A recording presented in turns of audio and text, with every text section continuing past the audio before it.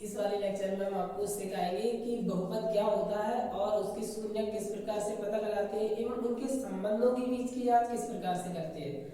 तो बहुपद के शून्य ज्ञात करने से पहले हम कुछ जानकारी होना आवश्यक है, पहले हम वो बता दें, उसके बाद आपको बताएंगे कि बहुपद के शून्य किस प्रकार से पता लगाते हैं।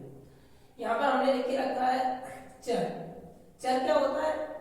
इसमें लिखा है कि चर यानी कि जिस राशि का मान गणितीय प्रक्रियाओं में बदलता रहता है, यानी एक ऐसी राशि जिसका मान जो है वो गणितीय प्रक्रियाओं में बदलता रहेगा, तो उसको हम कहेंगे चर। और इनको प्रदर्शित की बात करें तो प्रदर्शित करते हैं एक्स, वाई और जेड से, और भी अक्षर है उनसे भी रिप्रेजेंट करते हैं। यहाँ पर ज्यादा से ज्यादा जो सवालों में आपके आएंगे एक्स, वाई, जेड, डब्ल्यू भी आ सकता है, टी भी आ सकता है, क्यू भी आ सकता है, यानी कि एबीसीडी के अल्फाबेट्स जो है उनसे प्रदर्शित करेंगे चर को। वैसे ये दो तरह के होते हैं, एक होते हैं स्वतंत्र और एक होते हैं स्वतंत्र। स्वतंत्र क्या होते हैं, यानी कि स्वतंत्र चर क्या होते हैं? स्वतंत्र चर उस चर को कहते हैं जो कोई भी निर्दिष्ट मान यानी कि कोई भी वैल्यू ग्रहण कर सकता है, उसे कहते हैं स्वतंत्र। और परतंत्र क्या होते हैं? परतंत्र होते हैं वे जो स्वतंत्र चर पर डिपेंड होते हैं, उन्हें हम कहते हैं परतंत्र चर। जैसे हम बात करें तो y बराबर यदि हम लिखते हैं 5x + 7, तो यहाँ पर बात करें जो x चल रहा है, x एक स्वतंत्र चर है, क्योंकि x का मान यदि 1 रखेंगे हम, यदि आप 1 लगाते हैं x का मान, तो y की वैल्यू आपको मिल जाएगी 12, यानी कि y की वैल्यू आपको 12 मिल जाएगी। तो यहाँ पर ये जो y है ये भी एक चर है और ये x है ये भी एक चर है, लेकिन यहाँ पर जो x है वो आपका स्वतंत्र चर है और यहाँ पर जो y है वो आपका परतंत्र चर है। अब हम बताते हैं कि अचर के बारे में। अचर क्या होता है? अचर यानी जिस राशि का मान जो है वो गणितीय प्रक्रियाएं चलती है, यानी कि प्रत्येक गणितीय प्रक्रियाओं में नियत रहता है, बदलता नहीं है, तो उन्हें कहेंगे अचर। और इनकी प्रदर्शित की बात करें तो स्मॉल ए, स्मॉल बी और small c dot dot dot और भी लेटर आ जाते हैं, डी आ जाता है, ई आ जाता है, एफ आ जाता है, इनसे रिप्रेजेंट करते हैं यानी प्रदर्शित करते हैं। ये भी देखा जाए तो ये भी दो तरह की होती है। इनको कहते हैं, एक को कहते हैं यानी एक जो है, एक को कहते हैं निरपेक्ष अचर, एक को निरपेक्ष अचर कहते हैं और दूसरे को कहते हैं स्वेच्छ अचर। अब निरपेक्ष अचर क्या होती है और स्वेच्छ अचर क्या होते हैं? निरपेक्ष का मतलब ऐसे स्वेच्छ अचर जो क्या करते हैं, जो कभी भी बदलते नहीं है। जैसे कि बात करें हम 1 है, 2 है, 3 है, पाई है, √5 है, √3 है, इनके मान जो है वो हर एक गणितीय प्रक्रिया जो चलती है, प्रोसेस चलेगी, जो कैलकुलेशन चलेगी, उनमें एक ही रहेगा, दो ही रहेगा और तीन ही रहेगा, और जो संख्याएं आती है वो हमेशा वही रहती है। और जो दूसरे वाले चर होते हैं जिन्हें हम कहते हैं क्या, जिन्हें हम कहते हैं स्वेच्छ अचर। तो स्वेच्छ अचर क्या होते हैं? स्वेच्छ अचर वे होते हैं जो यदि, जैसे हम एग्जांपल के तौर पर बताते हैं, 12th क्लास का एक एग्जांपल है, जैसे ये होता है x/a + y/b = 1। तो यहाँ पर जो a की वैल्यू चलती है, यानी कि ये अंतःखंड है। अंतःखंड आप तो केवल एग्जांपल की तरह समझे, ये अंतःखंड रूप में एक समतल का समीकरण है। यहाँ पर जो ये a और b चल रहे हैं, यहाँ पर ये a और b स्वेच्छ अचर है। क्यों? क्योंकि इनका जैसे जैसे संदर्भ बदल जाएगा वैसे वैसे इनके मान भी बदलते जाएंगे, क्योंकि अभी a और b पे अंतःखंड काटते हैं, दूसरे सवाल में दूसरी जगह पे अंतःखंड काटे, यानी कि 3 और 4 के काटे। तो यहाँ पर ये जो अंतःखंड चल रहे थे ये आपके आ जाएंगे किसमें? स्वेच्छ अचर में। अब बात आती है आपकी बीजीय व्यंजक। बीजीय व्यंजक क्या होता है? बीजीय व्यंजक जैसे अपने चर को पढ़ा है, अचर को पढ़ा है, वैसे ही बीजीय व्यंजक क्या होता है? चर और अचर का जब हम संयोजन करते हैं, यानी कि चर और अचर का जब हम संयोजन करते हैं तो हमें एक व्यंजक प्राप्त होता है, यानी कि एक पद प्राप्त होता है। उस पद को ही हम क्या कहते हैं? बीजीय व्यंजक कहते हैं। जैसे यहाँ पर लिख दिए चर और यहाँ पर लिख दिया हमने अचर, इनका संयोजन करते हैं संक्रियाओं के द्वारा, प्लस माइनस घटाव या गुणा, इनके द्वारा संयोजन करते हैं, तो हमने एक संयोजन बना लिया ये, तो इसे हम कहेंगे बीजीय व्यंजक। अब बीजीय व्यंजक कई प्रकार प्रकार के होते हैं, उनको भी अलग अलग तरह से बांटा गया है, लेकिन अपना उद्देश्य जो है वो सीखने का बहुपद है, तो थोड़ी थोड़ी इंफॉर्मेशन बताते जाते हैं और आप बहुपद पे पहुंचते हैं, फिर आप उसके बाद बताएं कि शून्य किस प्रकार से पता लगाएं। बहुपद बहुपद क्या होते हैं? ऐसे बीजीय व्यंजक, यानी बीजीय व्यंजक में कुछ कंडीशन लग जाएगी, उन्हीं का नाम फिर हम कहने लगेंगे बहुपद। तो ऐसे बीजीय व्यंजक जिनमें चर की घात एक पूर्ण संख्या हो, यानी कि बीजीय जो व्यंजक होते हैं उनमें चर की घात यदि पूर्ण संख्या होती है होगी तो उस बीजीय व्यंजक को आप बहुपद कहेंगे। अगर पूर्ण संख्या नहीं होती है तो आप बीजीय व्यंजक को बहुपद नहीं कहेंगे। जैसे हम एग्जांपल के तौर पर बताएं, जैसे हमने यहां लिख दिया x² + 2x + 3, तो यहाँ पर हम देख रहे हैं कि जो चर चल रहे हैं, चर x चल रहा है, x की पावर 2 है और यहाँ पर x की पावर 1 है। 2 और 1 कैसी संख्या है? एक पूर्ण संख्या। पूर्ण संख्या जैसे कि हमने पहले वाले लेक्चर में आपको बताया था पूर्ण संख्याओं के बारे में, तो यहाँ पर चर की पावर पूर्ण संख्या है, तो ये एक बहुपद है। और कितने चरों में? एक चर चल रहा है तो एक चर में बहुपद है। अगर कहीं पे आपका ऐसा लिखा था, यदि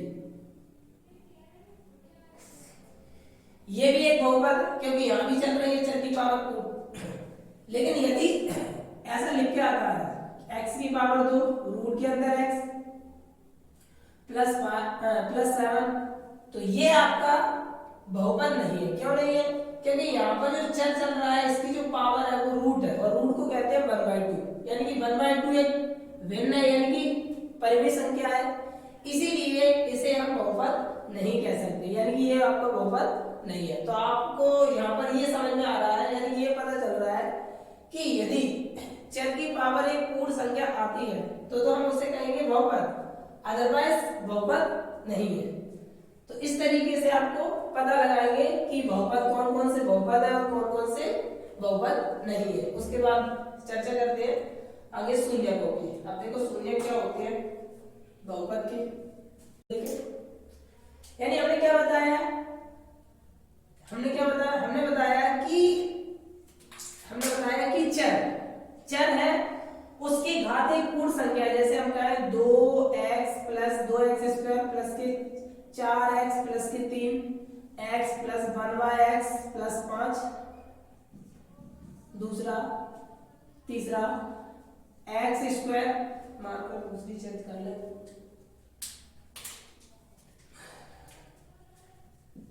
रूट के अंदर x + 5 7 6 सॉरी यहाँ पर x + 2। तो यहाँ पर हम देखते हैं, पहले हमने देखा ये बीजीय व्यंजक है, इसमें हमने देखा ये चर चल रहा है इसकी पावर 2 है, यहाँ चर चल रहा है इसकी पावर 1 है, तो ये आपका एक बहुपद है। इसकी बात करें, इसमें हमने देखा चर चल रहा है इसकी पावर 1 है, इसकी बात करें यहाँ चर चल रहा है इसकी पावर 1 तो है, लेकिन यदि आप ऊपर पहुंचा देंगे तो ये -1 बन जाएगा, यानी इनवर्स बन जाएगा। तो यहाँ पर हमने देखा पावर कितनी आ गई, माइनस में आ गई, यानी कि ऋणात्मक आ गई, और ऋणात्मक तो पूर्ण संख्या होती नहीं है, पूर्ण संख्या 0 से स्टार्ट होती है और 1 2 3 4 5 अनंत तक जाती है, तो ये आपका बहुपद नहीं है। इसकी बात करें, यहाँ चर चल रहा है इसकी पावर 1 है, तो ये भी एक बहुपद है। इसकी बात करें, यहाँ चर चल रहा है इसकी पावर 2 है, इसकी पावर रूट है, रूट को कहते हैं 1/2, तो यहाँ पर देखो 1/2 जो है, यानी 1/2 जो है वो एक परिमेय संख्या है, तो इसीलिए ये भी एक बहुपद नहीं है। तो आपने क्या समझा कि यदि कोई बीजीय व्यंजक है और उसकी पावर यदि पूर्ण संख्या आती है तो उसको हम कहेंगे बहुपद, उसको हम क्या कहेंगे, बहुपद, अदरवाइज वो बहुपद नहीं है। ठीक है, इस तरीके से आप पहचानेंगे। अब इसके बाद आप बताते हैं सवाल, यानी कि शून्य ज्ञात करना। हाँ, सवाल से पहले हम शून्य से पहले हम कुछ अपना टॉपिक था किसका, बहुपद का, अपना टॉपिक बहुपद का था, यानी कि पॉलिनोमियल।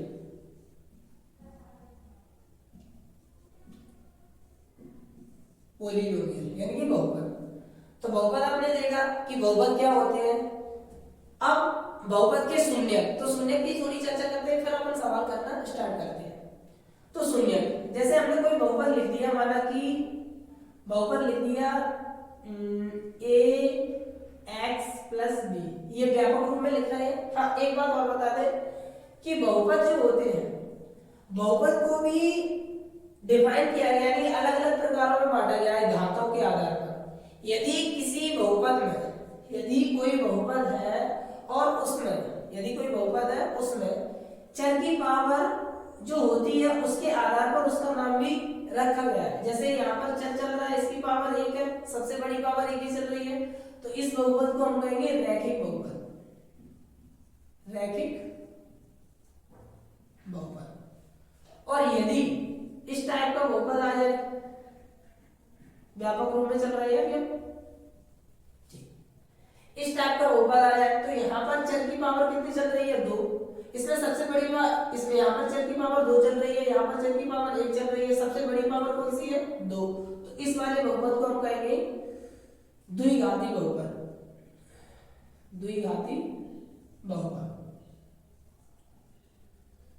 ठीक। अब यदि ये आ जाता है बहुपद,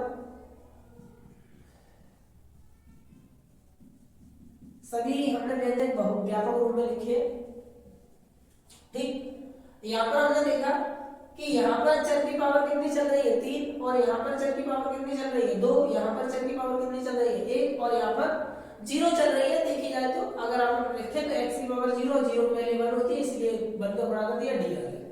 तो यहाँ पर सबसे बड़ी जो पावर है वो कितनी है, 3, तो इसे हम कहेंगे त्रिघाती बहुपद, त्रिघाती बहुपद। इस तरीके से भी हम बहुपदों का क्लासिफिकेशन करते हैं, यानी कि अलग अलग प्रकारों में बांटते हैं। कितने प्रकार के, घातों के आधार पर। और पदों के आधार पर आ जाए तो पदों को भी, जैसे किसी बहुपद में 2 पद है, जैसे एक पद ये एक पद ये, तो इसे हम कहेंगे द्विपदी बहुपद। इसमें 1 2 3 पद है, तो इसे कहेंगे त्रिपदी बहुपद। इसमें 1 2 3 4 है, तो और भी आ जाते हैं पॉलिनोमियल, चतुर्पद तो कहते हैं, चतुर्थ पद बहुपद ऐसा नहीं कहते, क्योंकि फिर आगे जब 3 के आगे पावर आ जाती है तो उसमें सीधा सीधा पढ़ने लगते हैं, बहुपद कहने लगते हैं। ठीक है, आपके सिलेबस जो है, आपका सिलेबस 10th क्लास का, उसमें केवल त्रिघाती तक दिया गया है। ये सारे हमने भी व्यापक रूप में लिखे हैं। रैखिक समीकरण का व्यापक रूप ये होता है बहुपद में देखा जाए तो, द्विघाती समीकरण बहुपद का व्यापक रूप ये होता है, और त्रिघाती बहुपद का व्यापक रूप ये होता है। अब इसमें शून्यक की बात करते हैं, जैसे कि हम शून्यक बता रहे थे कि शून्यक ज्ञात करना है, शून्यक। तो शून्यक क्या होती है, जैसे माना कि कोई बहुपद है जिसे हम p ऑफ x से रिप्रेजेंट कर रहे हैं, p ऑफ x से रिप्रेजेंट कर रहे हैं, जैसे कि x ax, चलो इसी ले लो, ये माना कि एक बहुपद है। अब इसमें हम क्या करते हैं, इसमें हम क्या करते हैं, ये देखते हैं कि x की जगह पर, x की जगह पर ऐसे लिखते हैं, चलो x की जगह पर माना कि, हाँ चलो हमने ये लिख दिया 2x, तो हमने क्या दिया, यहाँ 2x लिख दिया और यहाँ लिख दिया 3। चलो अब देखते हैं। अब हमने देखा कि शून्य क्या होता है, तो सुनो, माना कि p ऑफ x एक बहुपद है, मान लेते हैं, ठीक। p ऑफ x एक बहुपद है, और इसमें हम क्या देख रहे हैं, p ऑफ x एक बहुपद है, तो x की जगह पर हमने क्या लिखा, और एक वास्तविक संख्या मानकर चलते हैं k। माना कि p ऑफ x एक बहुपद है और k कोई वास्तविक संख्या है, 2 3 4 5 कुछ भी हो सकती है, -1 -2 कुछ भी, लेकिन वास्तविक होगी। अब उस k को हम इसमें रख रहे हैं, यानी x के बराबर में हमने क्या दिया, माना कि p ऑफ x कोई बहुपद है और k एक वास्तविक संख्या है। अब इस वास्तविक संख्या को इसमें रख देते हैं, तो वैल्यू आ जाती है इक्वल में 0। तो k जो है, यदि k को इसकी जगह पर रखने पर वैल्यू 0 मिलती है, तो इस k को ही हम क्या कहने लगते हैं, इस बहुपद का शून्यक कहेंगे। अब ऐसे रखने की आवश्यकता नहीं, ऐसे रखेंगे तो काफी समय लगेगा, चेक करेंगे कि ये कौन सी संख्या रखे जिससे 0 आ जाए। तो ऐसा देखने के लिए हम क्या करेंगे, यहाँ पर मेथड अपनाई गई है कि शून्यक को किस तरीके से पता लगाते हैं, क्योंकि अगर हम एक एक से रखे देखेंगे तो काफी समय लगेगा। तो यहाँ पर मेथड बना दिए गए हैं। शून्यक को गुणनखंड विधि से पता लगा सकते हैं, सूत्र विधि से पता लगा सकते हैं, और एक और विधि है पूर्ण वर्ग विधि, उससे भी हम पता लगा सकते हैं कि शून्यक कोई भी बहुपद बहुपद दिया जाएगा उसके शून्य क्या होंगे। तो यहाँ पर अंडरस्टैंड